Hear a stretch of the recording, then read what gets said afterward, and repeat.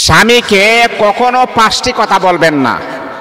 মা বোনদেরকে আমি দৃষ্টি আকর্ষণ করে বলছি, শুনেন, আপনি আপনার স্বামীকে এই 5টি কথা যদি আপনি বলেন, তাহলে এই পৃথিবীর জমিনের ভিতরে সবচাইতে বড় কষ্ট পাবে আপনার স্বামী।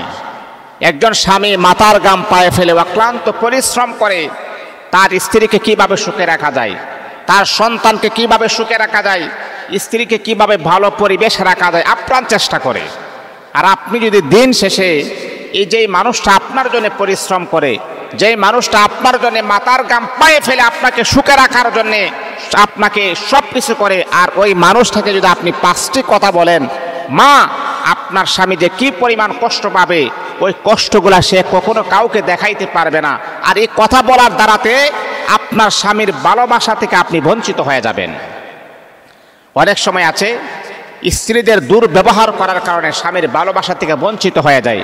তখন আপনারাই আমাকে ফোন দিয়ে বলেন, হুজুর আমার স্বামী আমাকে আগে যেই পরিমাণ মহাব্বত করত, যেই পরিমাণ ভালোবাসতো, এখন তো আর আমার স্বামী আর আমাকে আগের মতো ভালোবাসে না। তো কীভাবে আপনার স্বামী আপনাকে আগের মতো ভালোবাসবে? আপনার স্বামীর সাথে যদি আপনি এরকম দুর্ব্যবহার করেন, খারাপ আচরণ করেন, তাহলে কিভাবে আপনার স্বামী আপনাকে আগের মতো ভালোবাসবে? আপনি বলেন, কি বলেন? এটা করবেন না। 1 নাম্বার, এই 5টি কথা যেন কোনো নারী যেন তার স্বামীকে না বলে। 1 নাম্বার হচ্ছে, আপনি কখনো আপনার স্বামীকে এই কথা বলবেন না যে তুমি আমার যোগ্য না, তুমি আমার যোগ্য না, তোমার কপালে আমার চাইতে আরো খারাপ লেভেলের নারী প্রয়োজন ছিল, আমাকে পেয়েছ, তুমি আমার যোগ্য না। এই কথা বললে স্বামী মারাত্মক লেভেলের কষ্ট পায়, হারে কার জন্য আমি কি করলাম। এটা বলা যাবে না, কারণ আল্লাহ পাক মিলিয়ে দিয়েছেন।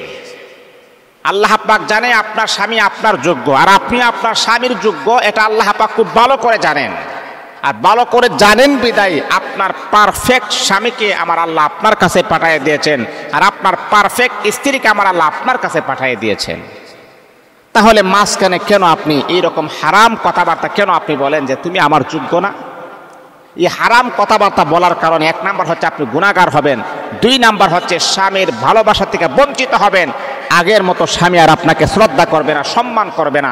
মা যেই কথা বললে আমার গুনাহ হবে, যেই কথা বললে আমার স্বামীর মনে কষ্ট হবে, যেই কথা বললে স্বামীর ভালোবাসা থেকে বঞ্চিত হব, তাহলে এই কথা কেন আমি বলবো? এটা হলো 1 নাম্বার। সম্মানিত আমার মুসল্লিয়ানি কারাম, কথাগুলা মনোযোগ দিয়ে শুনেন। মাইকের আওয়াজ যতদূর পর্যন্ত যাচ্ছেন, মা বোনদেরকে আমি বলবো এই কথাগুলা শোনেন। স্বামীকে মহাব্বত করুন, স্বামীকে ভালোবাসুন, এটাও একটা ইবাদত। নামাজ পড়া যেমন ইবাদত, একজন নারী স্বামীর ইত্তিবা করা, স্বামীকে অনুকরণ করা, স্বামীর আদর্শ মানা, স্বামীকে তার আদেশ নিষেধ মানা, এটাও একটা ইবাদত। 2 নাম্বার হচ্ছে, এই সময় এই কথা বলবেন না তুমি আমার মনের মতো হতে পারো নাই। অনেক স্ত্রী আছে বলে আমার স্বামীর আমার পছন্দ না। মা, দুনিয়াটা কয়েকদিনের দুনিয়া, আজকে আমরা আছি, কালকে নাও থাকতে পারি। অনন্ত অসীমকালের দুনিয়া হচ্ছে আখিরাত, পরকাল। যেই কোনো মুহূর্তে, যেই কোনো সময় আপনার মৃত্যু হতে পারে। যদিও আপনার স্বামীকে আপনার মানায় নিতে কষ্ট হচ্ছে, তারপর আপনি মানায় নিবেন।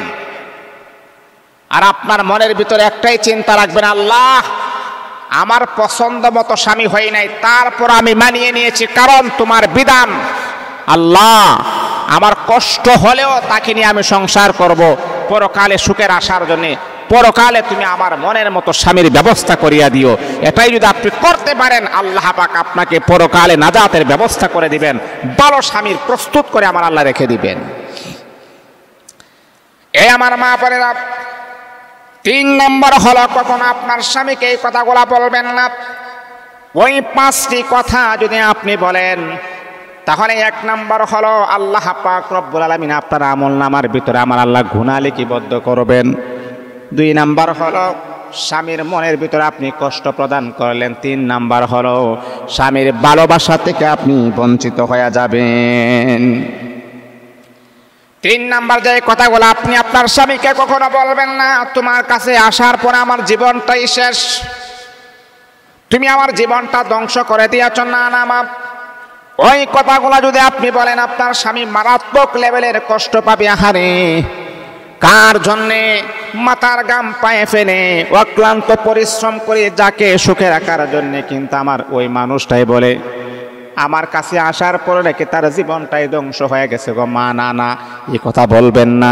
এই কথা যদি আপনি বলেন তাহলে মা আপনার স্বামী কষ্ট পাবে, আর দুনিয়া তো আপনি কখনো শান্তি এবং সুখে থাকতে পারবেন না। এই কথাগুলা বলবেন না।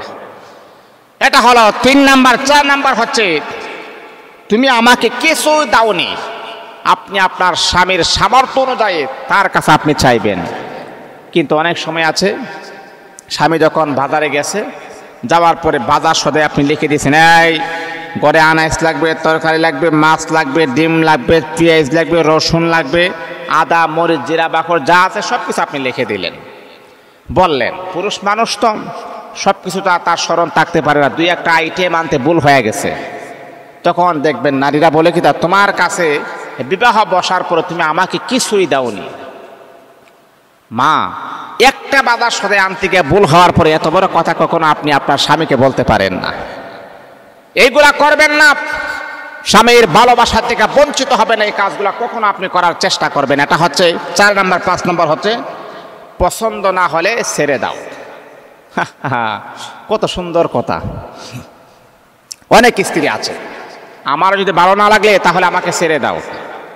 আপনি তো আসলে জানেন না মা, স্বামীর আশ্রয়ে আছেন তো, স্বামীর আদর সোহাগে আছেন, স্বামীর ছায়ার নিচে আছেন, এই জন্য আপনি এটার কদর বুঝতেছেন না। যখন আপনার ডিভোর্স হয়ে যাবে, ডিভোর্স হওয়ার আগে আরেকজন ডিভোর্সের নারীর সাথে আপনি কথা বলুন, তার কষ্টের কথা যখন সে শেয়ার করবে, আল্লাহর কসম কখনো আপনি আপনার স্বামীকে কথা বলতে পারেন না যে তুমি আমাকে ছেড়ে দাও। একজন ডিভোর্স নারী কি পরিমাণ কষ্টের ভিতরে থাকে। যেই নারীটা বাবা মার আশ্বাস পেয়ে, ভাই বোনের আশ্বাস পেয়ে স্বামীকে ছেড়ে দিয়েছে, ওই ভাই বোন তারপর হয়ে গেছে, মা বাবা তারপর হয়ে গেছে, তখন আপনি বুঝবেন, হারে স্বামীর বাড়ি আমার জন্য সবচাইতে বেটার ছিল। কেন আমি আমার মার কথা শুনলাম, কেন আমি আমার বাবার কথা শুনলাম, তাদের পরামর্শ শুনে আমি আমার স্বামীকে ছেড়ে দিয়েছি, আর আমার স্বামী ছাড়া এখন আমি একেবারে অদম হয়ে গেলাম। মা, এই কথা বলবেন না।